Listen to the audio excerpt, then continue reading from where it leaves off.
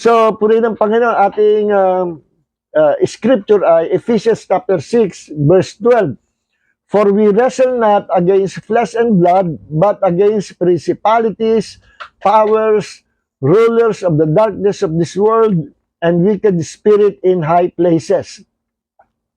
So, yan po ang kalaban natin, sinasabi ng Ephesians chapter 6, verse 12, na merong labanan at meron tayong kalaban. Ang kalaban po natin, si Satanas at ang mga demon spirits at mga falling angels. Diniscuss na po natin na sa mga nakaraan nating pag-aaral about spiritual warfare and deliverance, kung saan nanggaling ang mga demonyo at kung saan nanggaling ang mga angels. Ano po? Okay, magkaiba po yan. Ano? Magkaiba. Ang mga demonyo, sila ay mga hybrid creatures. Sila yung mga giants noong unang panahon. May mga demons na half human, half animals. Kasi nga, kagagawa niya nung second batch ng mga angelic beings na nagrebelde sa Diyos. Yung pong first batch, yung sa pangunguna ni Lucifer, no? Nandun niya sa Ezekiel chapter 28 at saka Isaiah chapter 14 verse 12 pababa, na kung paanong si Lucifer o si Satanas ay nagkaroon ng ambisyon na maging kagaya ng Diyos at ginawa niya na mag-establish ang sarili ng kingdom, the kingdom of darkness, no? Sa paghahari, pangunguna niya. So, hindi niya naisip na kinalaban niya ang Diyos. God is His creator, God is our creator. Mananalo ba naman siya? So, naisama niya yung 1/3 ng mga angelic beings from heaven, nagrebelde sa Diyos, at pinaniniwala ng maraming Bible scholars na itong mga angels ito ay nasa pangunguna o pamamahala ni Lucifer noong unang panahon, kaya madaling naniwala sa kanya, no? Kung ano ipinangako niya. Magaling siya, magaling magsinungaling, siya ang father of lies, no? So yun yung mga yun yung first batch na angelic beings na nagrebelde sa Diyos. Yung second batch po ay nasa Book of Enoch, no? Na ito ay sinabi rin sa Genesis chapter 6 verse 4 hanggang 6, na yung isang group of angels ay nagrebelde sa Diyos at inasawa yung mga anak na babae ng tao. Kinonvert nila ang kanilang katawan para magkaroon sila ng kakayahan makiapid sa mga magagandang babae na anak ng tao dito sa mundo. Pinuntahan nila, nagkaisa sila. They were 200 angels, kung tawagin 200 watchers. Sinabi sa Book of Enoch, nandun yung detail, ng pangyayari na nagsibaba sila sa mundo at kumuha sila ng kanilang mga babae na inasawa nila at naanakan nila itong mga babaeng ito. Ang naging anak nila ay mga giants, mga hybrid creatures, no? Mga mighty warriors ng unang panahon.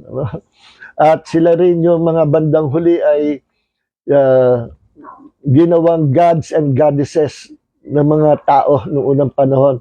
Ang mga Greeks, merong mythology, sa kanila hindi mythology yun. Sa kanila ay ipinamanang history ng kanilang mga ninuno, yung mga mythology gods and goddesses nila. At yung mga gods and goddesses na yan, talagang nag-exist yan noong unang panahon. At sila yung mga supernatural beings, hybrid creatures na anak ng mga fallen angels. Malalakas yung mga yan. They were intelligent, beings. May namana sila doon sa mga angels na naging tatay nila. At hindi lang yon, may mga hybrid creatures na half human, half animals, at pinaniniwalaan din ng mga historian, mga Bible scholars, yung iba, divided po dyan, iba naniniwala, na maging yung mga animals ay ni-rape nitong mga fallen angels ito, o kung tawagin bestiality, nakiatid sila, gumawa sila experiment kung anong magiging offspring nila dito sa mga animals, o kung pati insekto yata, kung ano. Kaya nung nanganak itong mga creatures ito ay half human, half animals. At karamihan mga giants na half human, half animals. Minsan ay ang kalahati ay mukhang buaya, ang kalahati na may tao, may kamay, may paa ng tao. Minsan naman ay sa Bible, di ba, yung isa sa mga naging Diyos-Diyosa ng Israel ay si Dagon, na sabi half human, half fish, si Dagon. No? So yung mga creatures na yan yung mga in-experiment at mga nabuhay noong unang panahon nung sila ay naging disembodied spirit because of Noah's flood, nalipol sila sa Noah's flood, sila yung mga naging espiritu na nandyan lang, kasama ni Satanas, sila ay kasama sa hukbo ni Satanas, yung mga demon spirits, sila yung mga naging disembodied spirit. Okay. Now, so, ang mga angels naman, talaga sa Paul, angels sila, magaganda sila, mga gwapo. Kaya yung mga anak ng babae ng tao, pumatol, mga pogi ang mga angels. At naging kaparusahan naman, nito mga fallen angels, 200 watchers nito, ikinulong sila immediately ng Panginoon sa kalaliman ng mundo, kung tawagin Tartarus, bilangguan ng mga rebelding mga angels. Pero yung tropa naman ng first batch, yung ni-recruit ni Satanas sa langit, nagkudeta sa langit, yung unang rebellion, hanggang ngayon malaya sila at kasama ni Satanas, na ina-assign ni Satanas na panlaban sa mga Kristiyano, even to the unbelievers. Ang mission nila to kill, to steal, and to destroy. Kontra sa mission ni Jesus. Sabi ni Jesus, si Satanas magnanakaw na parito upang pumatay, magnakaw at pumuksa. Yan ang mission nila. Ang mission ko naman, itong point ni Jesus, ang mission ko is to give life and have it abundantly. Okay. So, ang gusto ng Panginoon, managana tayo sa buhay, mapagpala tayo ng buhay na galing sa Diyos. Maging malusog, maginhawa, provided ang lahat ng ating pangangailangan, yung magandang buhay, at ng kasaganan ito. After this life, meron pa tayong susunod na buhay, eternal life. Yan ang buhay na walang hanggan. Yan ang sinabi ni Jesus sa John chapter 10 verse 10. I come that you might have life and have it abundantly. Kaya mapalad ang mga tao na mayroong Panginoon tagapagligtas na si Hesus Kristo, kasi mayroong susunod na buhay after this earthly life natin. Meron tayong eternal life, walang katapusang buhay, kasama natin ang Diyos. Okay? At hindi na tayo hatulan ng Panginoon kasi we are already saved by the blood of Jesus. At wag lang kayong aalis sa Panginoon, you are saved forever. Okay. Now, ito namang mga babae na pumatol sa mga gwapong mga fallen angels, alam niyo, naging parusa sa kanila, naging mermaid sila. Sila yung mga naging sirena, mermaid, according to the book of Enoch. Ang book of Enoch po ay tinanggal sa Bible, according to many historian and Bible scholars, dati kasama ang book of Enoch sa 66 books. Pero pinatanggal ng Roman Catholic Church sa di malaman kung anong dahilan. Ewan ko. Magre-research pa tayo dyan. Okay. Now, pero sa Bible ng mga Ethiopian, Christian, nandoon yan. Included dyan, sinama nila. At pati na yung ibang apocryphal books. So, tinitingnan natin ang Book of Enoch kasi hindi nakasama sa 66 books as historical book, not inspired by the Holy Spirit. Mahirap sabihin inspired kasi nga hindi nakasama sa Bible, sa canon na 66 books. Ituring nating historical book na hindi naman masamang basahin kasi maraming impormasyon dyan sa Book of Enoch. At yung mga fallen angels na yan, according to the Book of Enoch, yung 200 watchers na nakipag-asawa sa mga anak ng babae ng tao, nung after na magkasala sila, alam nila yung kahihinat na kasalanan, they will be judged by God, parurusahan sila. Kaya lumapit sila kay Prophet Enoch at sila yung nakiusap na kung pwede lakarin sila sa Diyos, na sila ay wag parusahan, na sila ay patawarin, pero ang sagot ng Diyos, hindi. Hindi na sila pinatawad ng Diyos. Hindi na sila pinatawad ng Diyos. Alam niyo kung bakit? Tayo naman, pag nagkasala, kahit 1,000,000 kasalanan, once na kayo nag-repent, na tao sa puso mo, totoong repentance, at bumalik ka sa Diyos, hindi ka tatanggapin ng Diyos at patatawarin .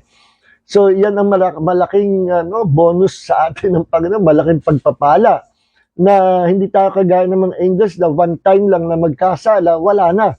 Yung grupo ni Satanas, yung first rebellion, first coup d'etat sa heaven, hanggang ngayon nakakalaya sila, one-third ng mga angels, kasama ni Satanas, kalaban po natin yan. Sila po ay naghihintay ng judgment day, Great White Throne Judgment. Hindi sila kagaya nung 200 watchers nakakulong na sa underworld, Pero sa last days, pakakawalan yan Okay. So, yung po mga yan ay lahat yan, magkakakampi sila, Pero meron din tayong mga angels na nakakampi natin. Yung mga totoong angels sa Panginoon, 2/3 pa po yun. Mas marami ang hukbo ng Diyos, 2/3 pa, yung mga hindi nagrebelde sa Panginoon. So, nakakatulong sa atin mga angels of the Lord. Pag tayo humingi ng tulong during spiritual warfare and deliverance immediately, at sila'y pinapadala ng Diyos. Sabi nga sa Book of Hebrews ay, they are ministering spirit, ready to help us, ready to minister to our needs. Sinusugo sila ng Diyos to bless our lives, to bless us, to protect us, to help us during spiritual warfare and deliverance. Yan po ang mga angels of the Lord na isinusugo ng Panginoon. Totoo po yan. Okay. Now, kaya sabi sa Ephesians sa Ephesians 6:12, ang makalaban natin ay hindi daw tayo nakikipaglaban sa tao. Our enemies are those we wrestle not against flesh and blood, but against principalities. Isa na yan. Powers, rulers of the darkness of this world, and wicked spirit in high places. For different kinds of demons, or maybe kasali na dyan, may mga angels na isinali dyan, who knows, basta lang, lahat ng kalaban natin. So, may iba-ibang ranking yan, may iba-ibang powers sa mga yan, kasama yan sa mga kalaban natin. Daming kalaban natin at ang buhay Kristiyano ay buhay pakikipagbaka. Kaya sabi na Apostle Paul, fight the good fight of faith. Walang urungan, dire-diretso tayo nakikipagbaka laban sa mga kampo ng kadiliman. At habang tayo nakikipagbaka, continue to preach the gospel to all the nations of the world. Okay? So, so, yan po ang ating mga kalaban. Alam nyo, tayo mga Kristiyano, yung salitang Christians, sa Greek ay dalawa po yan, na-form sa dalawang Greek word.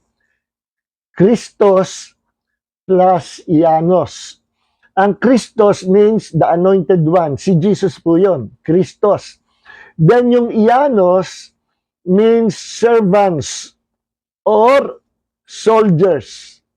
Kaya nung pinagsama, Christianos, sa English, Christian, sa Tagalog, Kristiyano. Mga Kristiyano. So, Christos means Christ, the anointed one, plus Ianos. Plural po yan, yung Ianos. Pag singular, Iano. And Iano means servant or soldier. Ianos means servants, plural, and soldiers. Okay? Kaya, no doubt, tayo mga Kristiyano, we are soldiers of Christ. We are servants of His love. Servants of Christ. Kaya totoo, may labanan. Kapag mga Kristiyano, at sabi sa Romans chapter 8, verse 35 hanggang 38, we are more than conquerors. Tayo ay nakatityak ng tagumpay. Okay? So, praise the Lord. So, doon sa part 3 na video natin, Bible study na na-block ng, ng Facebook, hindi na pinalabas, na damay, supposedly dapat yung kanta lang dahil may copyright, nadamay yung buong video. Tinalakay natin doon na ang ating kalaban, si Satanas at mga demonyo, ay umaatake sa mga believers and unbelievers. Whether you are a Christian or an atheist, both will be attacked by the devil. Akala ng mga atheist o ng mga pagano o yung mga hindi Kristiyano, hindi na sila atakayan ng demonyo. Lahat ng klaseng tao, mahirap, mayaman, bata, matanda, Kristiyano or hindi Kristiyano, lahat under the attacks of the enemies. Ang difference lang, tayo mga Kristiyano, we who are in Christ, nakatitiyak tayo ng tagumpay. Lagi tayong tagumpay sa labanan sapagkat we are destined to reign, we are destined to win every battle of life, no? Sa part 3 na hindi na naka-post, ano? Tinalakay ko doon na the devil and his demons ay umaatake sa ating mga tao. Bakit galit si Satanas sa tao? Kahit yung mga satanista, espiritista, mangkukulam, akala nila, kakampi nila sa Satanas, no? Galit pa rin sa kanila. The devil hates them. Galit, namumuhi sa Satanas sa kanila, kahit kakampi nila. Ano? Alam niyo kung bakit? Kasi every time natitingnan ni Satanas, tayong mga tao, ang naalala niya ay ang Diyos, the Almighty God. Why? Because man was created in the image and likeness of God. Itong ating kalalagayan, kinaiinggitan po ito ni Satanas. Because we were created in the image and likeness of God. We are not gods, no? But we were created in the image and likeness of God. At ito yung kinaiinggitan sa atin ni Satanas kasi pangarap niya maging like God. No? Okay, kaya nag-establish siya ng sarili niyang kingdom of darkness. Kaso, maikli na ang panahon niya. Siya at ang lahat ng followers niya ay matatapos sa lake of fire sa judgment day. Okay. Now, sa part 3, ulitin ko lang sa inyo, ang inaatake ni Satanas, pinakita ko sa inyo doon, is our spirit, soul, and body. No? Man is composed of 3 elements. Ganito po yan. I am spirit, soul, and body. At para i-simplify yan, ganito. I am a spirit, I have a soul, and I have this physical body. Ako'y espiritu, no? Nakatago ako sa loob ng katawan na ito, at sa pagiging spirit being ko, I have life. I have life. I have my own personality because I have soul. Soul, sa Greek ay suke, it means natural life. At nasa soul po ang ating mind, will, and emotion. We have intellect, we have emotion. We have freedom to choose our destiny. We have free will. At yan po ang kalagayan ng pagiging tao natin. Meron tayong mind, will, and emotion. Meron tayong buhay because we have souls. Bawat isa may kanya-kanyang soul. Iba ang soul, iba ang spirit. Spirit is the real man. No? At nasa spirit natin ang lahat ng spiritual blessings ng Panginoon, like yung communicating with God, our prayer, nakakarating sa Diyos. We were created by God to worship Him, to communicate with Him, to fellowship with Him, because we are spirit being. No? At bukod sa spirit, we have souls. But we are not souls. We have souls. No? We are spirit beings, we have souls, and we live in this physical body. Sa flesh na ito, flesh and blood body, nananahan yung pagkatao natin. Kaya pag namatay ako physically, with physical death, aalis ang aking, both my spirit and soul, ay aalis, pupunta sa Diyos, babalik sa Panginoon, kasi ako'y anak ng Diyos. At kung ako hindi nakakilala sa Panginoong Jesus, wala akong Savior, pag ako'y namatay, umalis sa katawan ito, diretso ako, swak ako sa underworld na kinaroroonan ng hell. Okay? Pero hindi na ako pupunta doon kasi anak ako ng Diyos. I am now in Christ. At kung saan nandun si Christ, nandun din ako. Hindi ako iiwan. Hindi ka iiwan ng Panginoon. Okay, kaya ito pong ating spirit, soul, and body, ito yung inaatake ni Satanas. Kaya ako nililinaw po ito kasi para ipakita sa inyo na malinaw yung iba-ibang atake ni Satanas at ng mga demonyo sa mga tao. No? Okay. Kaya dito nasasagot yung katanungan na can a Christian be demon possessed? No? Can a Christian be demon possessed? Can a true Christian be demon possessed? Ang sagot, no. A true Christians cannot be demon possessed. Bakit? Because tayo mga Kristiyano, are already possessed by the Holy Spirit. We have the Holy Spirit dwelling in us, in our innermost being. No? Ang Holy Spirit nakatira doon sa ating spirit. Okay? The real man of the heart is the spirit man. Yung tunay na ako, yung spirit. And I have life, I have soul. And I live in this physical body. Ngayon, kung umatake si Satan sa mga demonyo, ina-attack ang spirit, ina-attack ang soul, ina-attack ang physical body. Pag ang attack ay sa physical body, ang attack niyan ay sakit, karamdaman, kahinaan sa katawan, curses sa physical body. Yan ang attack ni Satanas. So nakikita, very visible, pagka may diferensya, may problem sa physical body. Makikita, very visible. Kasi nga sa physical. Ang mahirap yung attack sa soul. No? Kapag ang physical body nagkasakit, kitang-kita, nangangayayat, hindi makakain.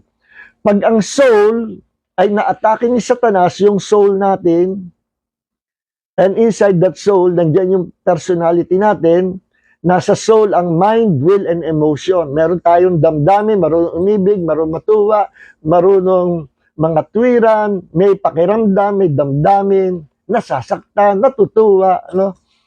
Our mind, will, and emotion, lahat yan nasa soul. Okay?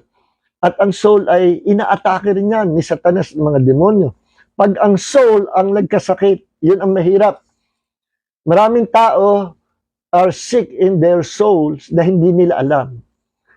Pag isang tao, kahit siya ay matagal ng Kristiyano, at minsan ay mga nagiging mangangaral pa, no? Akala mo malago, pero hindi para makalago ng todong kalago ang spiritual. Naging preacher na, pero baby Christian pa rin. Sa ugali, sa pamumuhay, nakikipag-compromise, hindi lumago ng todo spiritually. Bakit? Sapagkat na-damage ang kanyang soul, siya ay merong sakit sa kanyang kaluluwa. No? At ang mga sakit sa kaluluwa, yung tinatawag na traumas of life, yung mga trauma sa buhay, yung mga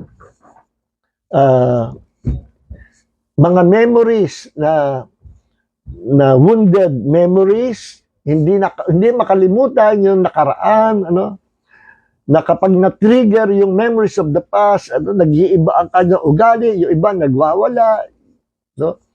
Yung iba hindi mo malaman kung ano, yung iba naman nagiging masungit, yung iba. Kaya minsan may mga masungit na tao na parang galit sa mga tao. May mga pinagdaanan niya, meron niyang mga wounded soul that needs to be healed, no? Pero hindi nila alam, hindi alam ng mga tao. Merong sakit sa kaluluwa, yung tinatawag na emotionally wounded or emotional wounds, no? Emotionally hurt sila at yung kanilang memories ay meron trauma sa kanilang memories, sa kanilang emotion na kailangan nila ang tulong. No? At yung nakakaalam na, ay ganito pala ako, kailangan kong tulong. No? Pumupunta kami sa psychiatrist, no? O nagpapa-counsel sa mga social workers, sa mga psychologists, psychiatrists. No? Eh minsan, may limitation din yung mga yan, hindi mabulsay yung problem. No? At ang makakatulong lang, yung may alam sa spiritual warfare and deliverance, kagaya natin. Kaya pinag-aaralan natin ito, kaya tinuturo sa inyo, para kayo man, alam niyo yung gagawin niyo. No? Ngayon, yun yung sakit sa physical, visible. Pagka sa kaluluwa, nakatago, hindi halata. Ano? Kaya maawa kayo doon sa mga tao na masama ang ugali, mga taong meticulos, mga tao na mahirap ispelingin, mga tao na laging galit. Maawa tayo at ipanalangin natin sila. Kailangan nila ang prayers natin. Kasi karamihan sa kanila ay kaya ganun ugali nila dahil merong mga pinagdaanan na mga kalupitan sa buhay, or mga malulungkot, o mga traumas of life, no? Or marami, kulang pa. Kaya wounded heart or wounded soul, damage ang emotion, damage ang memories, hindi makalimutan. Kaya hindi siya makapamuhay na masaya, hindi siya makapamuhay na matured spiritually or matured din sa emotionally, no? So yun ang sakit sa kaluluwa. At tinatarget ni Satanas, naglalagay siya ng mga inner wound, naglalagay siya ng mga bad memories of the past para hindi tayo makabuhay, hindi para madismaya tayo at yung iba ay it's either na maging masama ang buhay niya or at siya ay pumunta sa sanlibutan magpakasama-sama dahil yung na-encounter niya sa buhay, nilaltrato siya at ginawa siya ng masama ng mga tao nakapaligid sa kanya, memories of the past, mga traumas of life. It's either na yung tao ngayon ay maging masamang tao or maging tao na timid, matatakutin, tao na ayaw nang ayaw nang sumama sa mga tao, gusto niya nag-iisa at takot siya sa tao, takot siya sa mga magiging kaibigan niya kasi nga nadala siya at siya ay nagsosolo. No? Yung iba nga sa Amerika, sa New York, ang daming bombs. Ano? Yung mga bombs niya na nakakaawa. Mga may napagdaanan yan. No? Merong ganyan. Yung isang kinukwento ng dati church member namin, tatay niya, napakasipag doon sa company, ginagawa ang lahat, honest na worker, na empleyado, tapos siya ay malaki yung kanyang tinutulong sa kumpanya, masipag siya, at lahat na gagawin niya para siya ay maging masipag na empleyado at makakontribute siya sa company nila. Pero isang araw, sa kabila ng lahat ng kasipagan niya, tinanggal siya. At doon siya tinanggal, tumanda na siya na hindi na siya nagtrabaho sa buong buhay niya. Nakakaawa. Tinanggal siya. At ayaw na niya magtrabaho. Nadismaya na siya. No? At hindi na siya. Marami sa New York yung mga nakahandusay na walang gawa kundi maglasing, pulube, nasa tabing karsada, no? Mga bombs kung tawagin. Mga nakakaawa yun kasi may mga pinagdaanan sila. Mga wounded souls. May mga wounded souls yung mga yan. Kailangan nila ng healing and deliverance. Inner healing and deliverance. May pamamaraan po dyan. Siguro some other time talakayin natin naman yung inner healing. Ano? Okay. Ngayon, susunod na target yung spirit natin. Spirit. So, another na, yung spirit natin, pag nagkasakit, no, kita ng mga tao. Parang physical sickness, kita rin sa katawan, hindi makakain, nangangayayat, pumapangit ang balat, at ganito, ganyan. Kasi may physical sickness. Ganon din pag spiritual sickness, kita rin. Ano yung spiritual sickness? Yung kasalanan niya, ayaw niyang i-repent, ayaw niyang pagsisihan, ayaw niya isuko sa Diyos. Then spiritually sick siya, at mapapansin ng mga tao, especially mga ka-church members na bumabalik sa dating buhay. Eto, ano nangyari kay kapatid na nahuli namin, naglalasing na naman, nagdadrugs na naman, bumabalik sa pinanggalingan. Kasi spiritually sick. O kaya yung isang mananampalataya na biglang naka-encounter ng na-offend sa kapatiran din, no? At nakakaaway niya, nadala siya. Ngayon, ayaw na niya maglingkod sa Panginoon, ayaw na umattend ng church, at pag binisita mo, sasabi ako naman hindi nawawala, patuloy pa rin ako nagpe-pray, nagbabasa ng Bible, pero ayoko na munang umattend. Spiritually sick. No? Okay. So, yun po, yung spiritual sickness, emotional wound, at sickness sa physical body. At maraming nangyayaring mga sakit na yan ay attack by the enemies. Okay, pakikita ko sa inyo kung paano umatake ang diablo. Nabanggit ko yan sa part 4 na merong 5 kinds of attacks na ginagawa ng mga demonyo. Ang number 1, ang isa ay demonic obsession. Ano? Yung obsessed ka sa isang bagay, obsessed ka doon sa babae, kapitbahay nyo, na asawa na may asawa. Ano? Demonic obsession. Ano? Hanggang sa umaapil na sa flesh mo, hindi lang obsession sa mata, sa isip, sa damdamin, kundi umaapil na sa flesh mo. At meron ganyan mga nangyari, mga cases na ni-rape yung kapitbahay. Na-tempt ng gusto, at yun ay atake ni Satanas, naudyukan siya. Attack yun sa pag-iisip, attack sa flesh, no? Attack sa kanyang emotion, sa kanyang soul, no? Na-convince siya, no? Doon sa inuudyok ni Satanas, di ba, maganda yung kapitbahay nyo, may gusto rin sa iyo, obsessed na obsessed, no? Obsessed na obsessed, at gusto niya mapasa kanya. Demonic obsession yun. O kaya obsessed naman sa salapi, o obsessed na siya ay pangarap niya maging mayaman na mayaman, gagawin niya lahat, no? Maging mayaman, wala siya inisip araw-gabi, kundi paano siya yaman, obsessed sa mga material things, obsessed sa yaman na sanlibutan. Another temptation, another attacks from the enemies. Inaatake ang kanyang mind, kinukumbinsi ang kanyang mind, na-obsess siya. O kaya na-obsess sa isang material thing, no? Sa isang object na wala namang buhay, pero binibigyan niya ng buhay yung object na yun, at halos sambahin niya yung object na yun. Na-obsess siya sa object na yun. Nagiging idol worship. Nagkakaroon siya ng idol worship. So yung example ng demonic obsession, hindi ko na lalawakan. Merong demonic deception naman. Yung demonic deception, atake ni Satanas o ng mga demonyo, ang inaatake yung isip, no?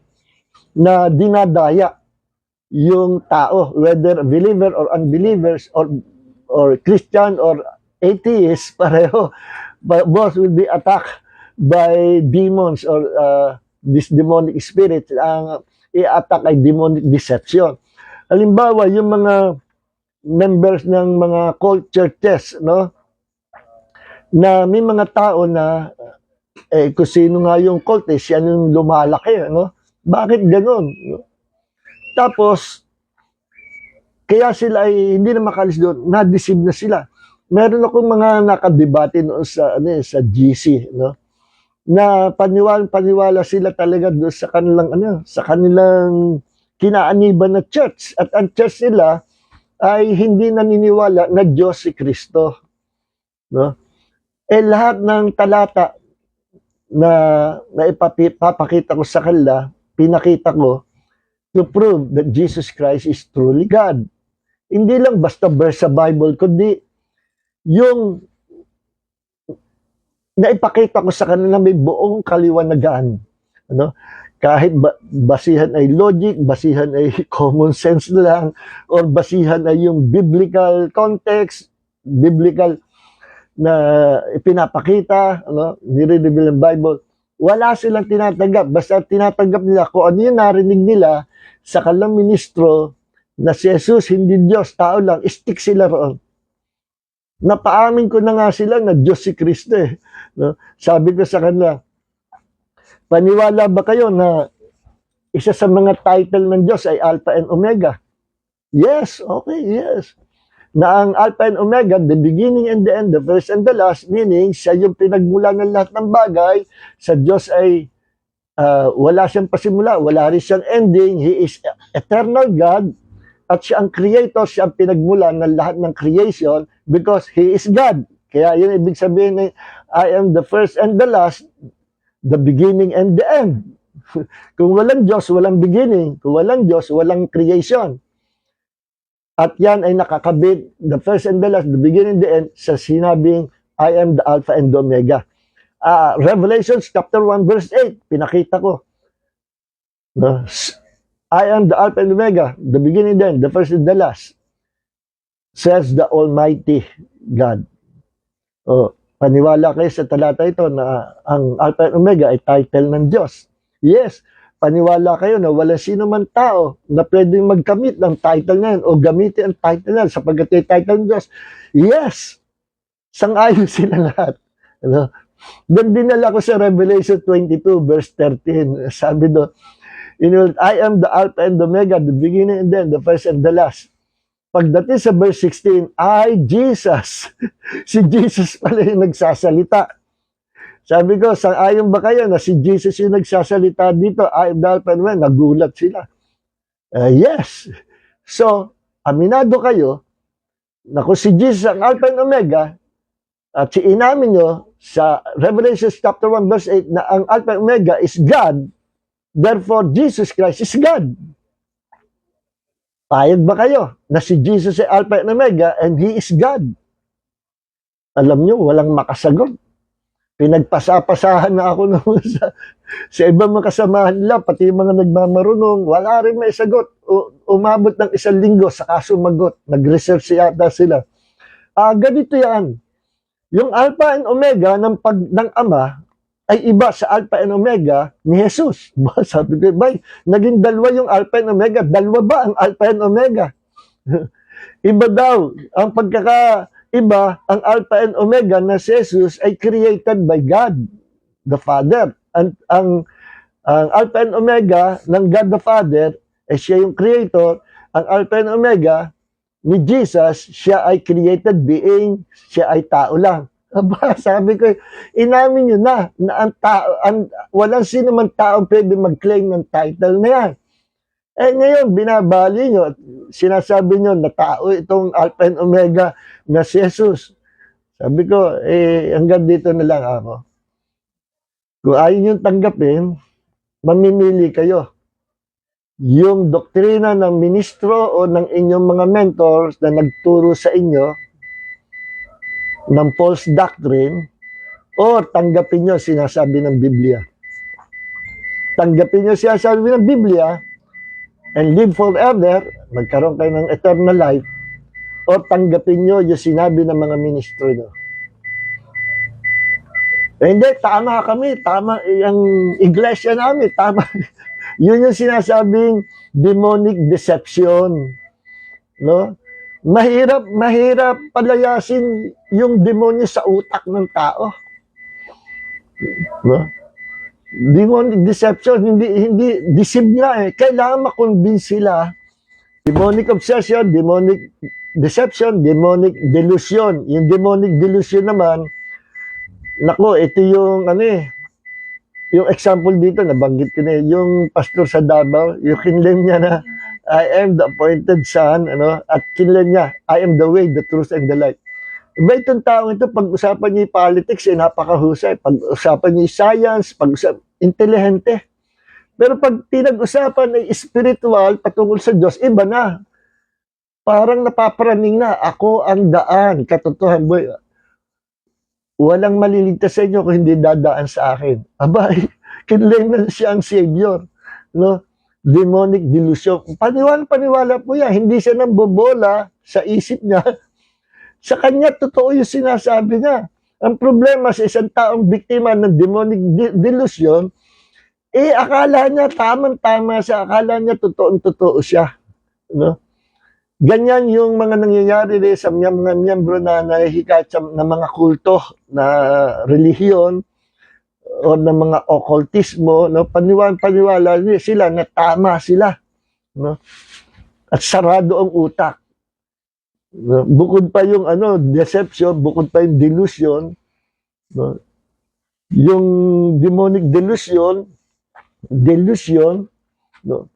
Ay sa kanya Yun ang reality of life sa kanya. At yung kanya pinaniniwalaan yun ay totoo, buhay na buhay.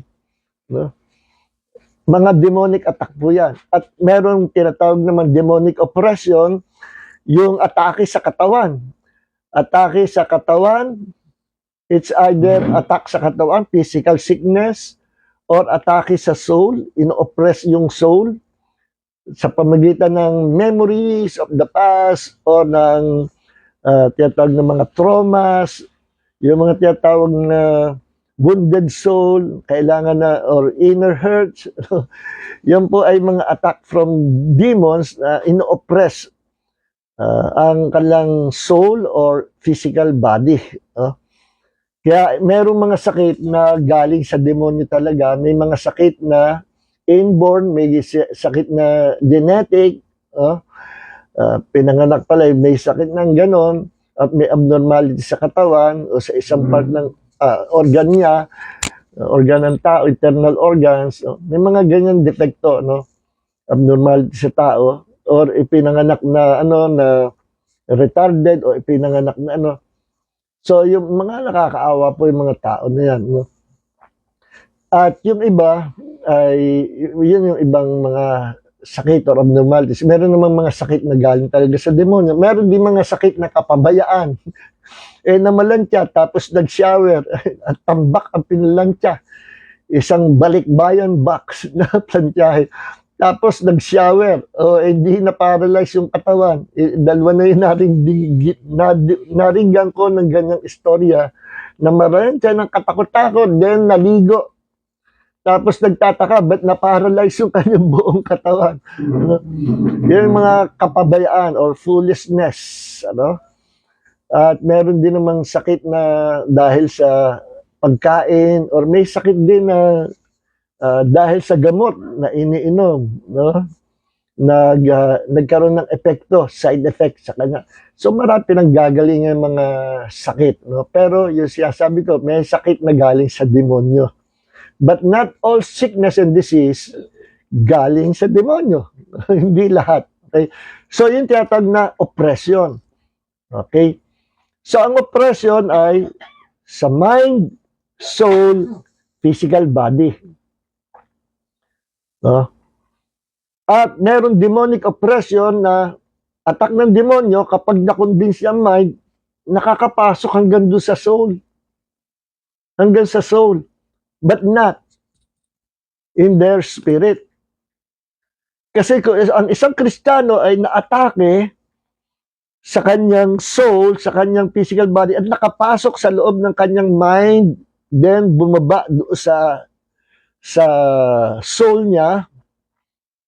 Sometimes may mga Kristiyano ganyan, minsan nga pastor pa, preacher, pero nakapasok sa anong paraan doon sa kanyang mind or sa soul niya, no? Yung demons. Merong isang example na in-example ko last week, yung through drugs, sa pamagitan ng drugs, yung lalaki umuwi sa bahay niya under the influence of drugs, talagang bangag na bangag.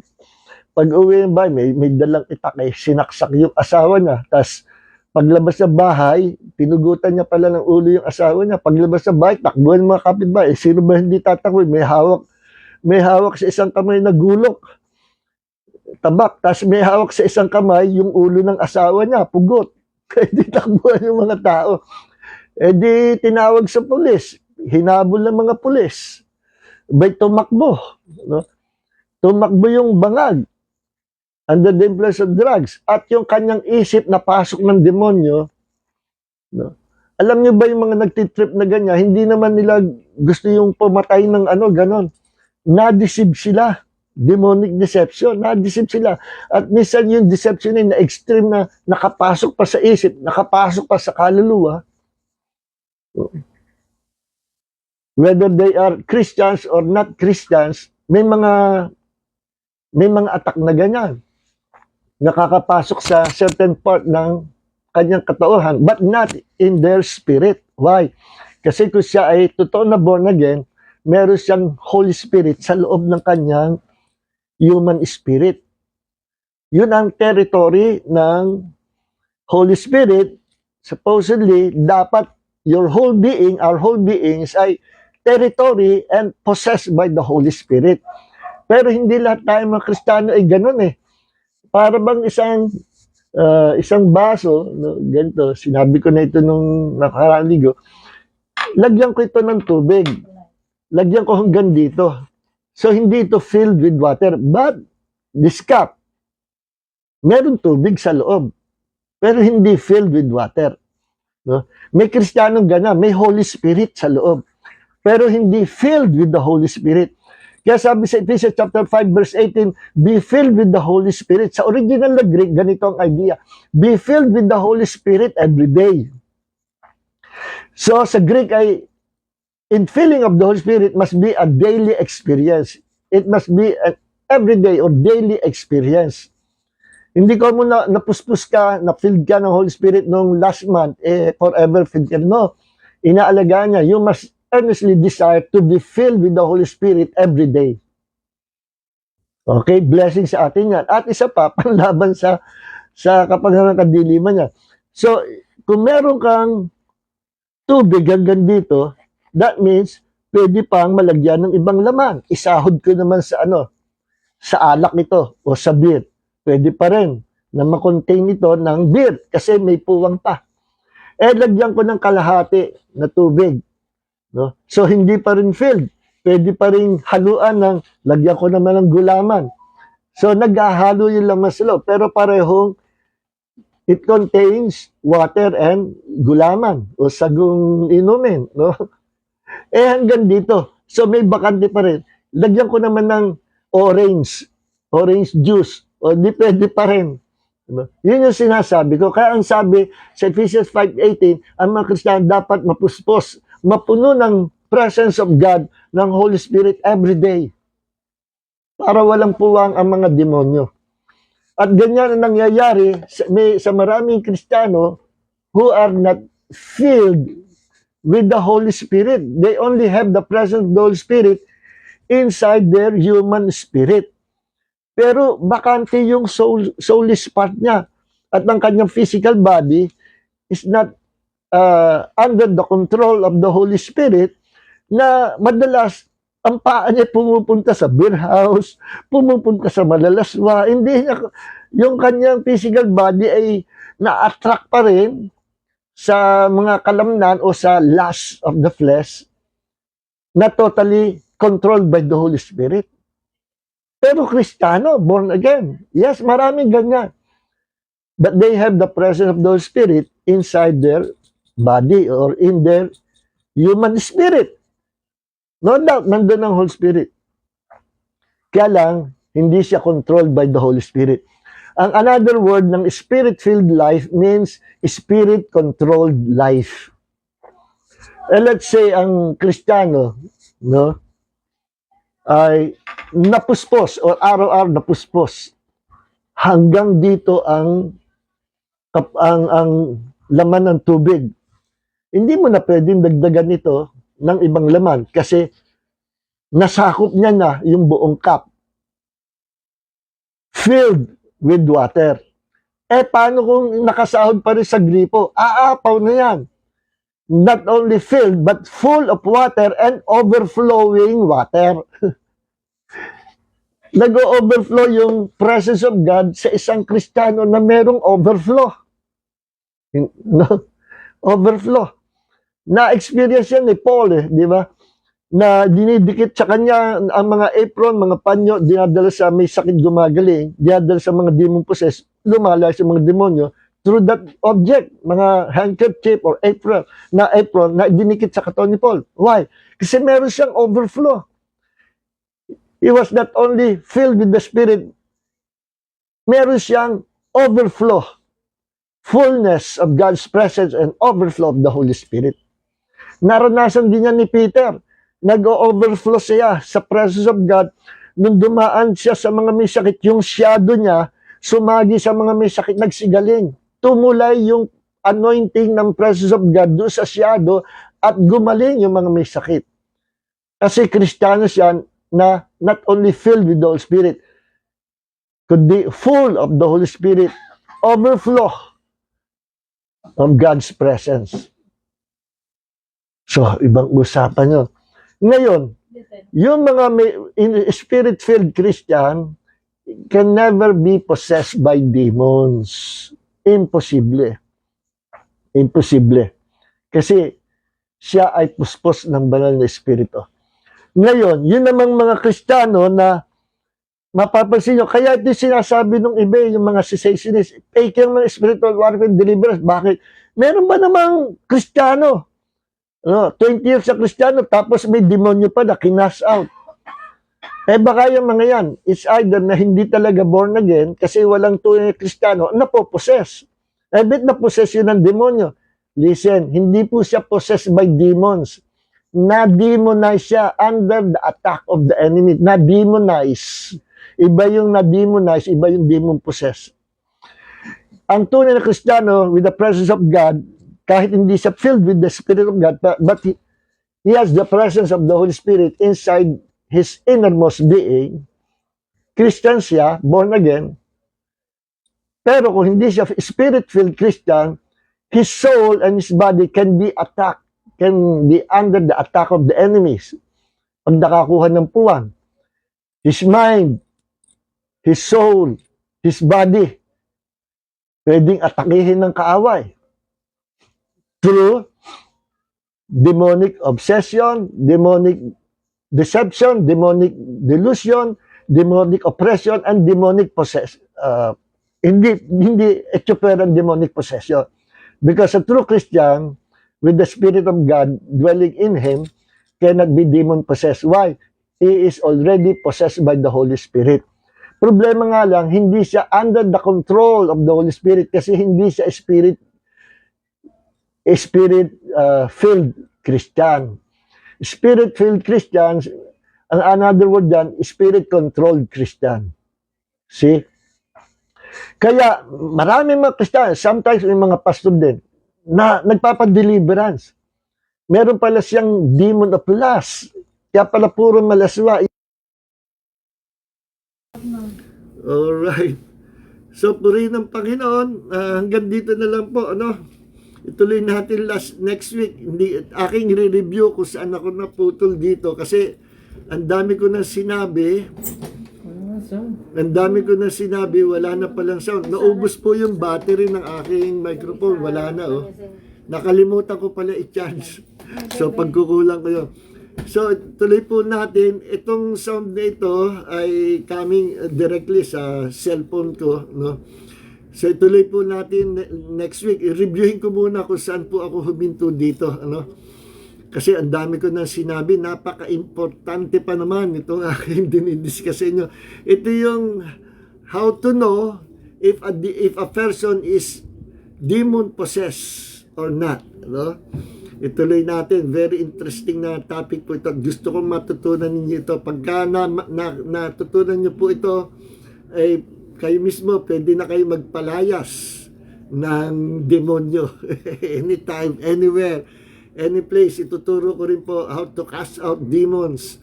At pag-usapan uli natin, paano mo ma-recognize kung ang isang tao ay demon-possessed or not. Kasi ang pagkasira ng ulo, insanity, o yung taong na wawalang isip, na babaliw, minsan halos may similarity yung akala yung napopossess. Kaya hindi lahat ng ganito ang kilos, ganito ang nakikita sa tao ay demon possessed kaagad. Yung pala may sira na yung ulo, ano? Pag-aralan po natin yan, mga malalalim na bagay yan. At mga, kung meron nanonood na cessationist, come to our Bible study, ano? Kasi marami kayong matutunan na hindi tinuro ng inyong church because you are part of that cessationist group. So, tayo po'y manalangin. Heavenly Father, marami po salamat sa iyo pong biyaya, sa aming pong pag-aaral ng iyong salita. Dalangin po namin, maituloy po namin itong very interesting na pag-uusap namin sa Thursday, Panginoon. Or sa Friday pala. Marami po salamat. Thank you for blessing us tonight. At ginabi po kami, pero okay lang. And thank you for blessing us. May the grace of Jesus and the love of the Father and the fellowship of the Holy Spirit be with you all. In Jesus' name, amen. God bless everyone.